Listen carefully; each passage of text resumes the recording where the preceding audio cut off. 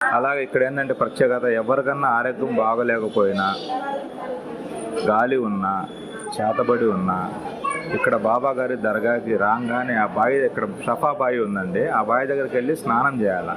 ఆ స్నానం, ఆ నీళ్లు పడంగానే ఒంటి మీద, ఒంట్లో ఎలాంటి రూపం ఉన్నా బయటకు వచ్చేస్తుంది. ఒకవేళ చేతబడి ఉందనుకోండి, ఆ చేతబడి కూడా ఒంట్లో నుంచి నొప్పులు గిప్పులు ఒకేసారి తగ్గిపోతాయి, మనిషి ఫ్రీ అయిపోతాడు ఆ నీళ్లు పడంగానే.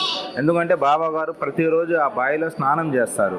స్నానం చేసి ఆ బావిలో ఉన్న నీళ్ళకి మంత్రం చదివి మంత్రంతో ఊది వస్తారన్నమాట వచ్చే భక్తుల వరకు. ఆ నీళ్లు పడంగానే ఒంటి మీద ఉన్న గాలి కూడా బయటకు వచ్చేసిద్ది.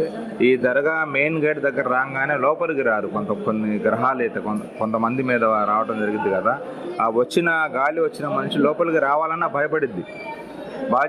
బాబా గారు పట్టేసుకుంటారు, అసలు ఎందుకు వచ్చావు ఈ ఒంటి మీదకి, నీకేం కావాలా, నువ్వు ఎందుకు రావాల్సి వచ్చింది అని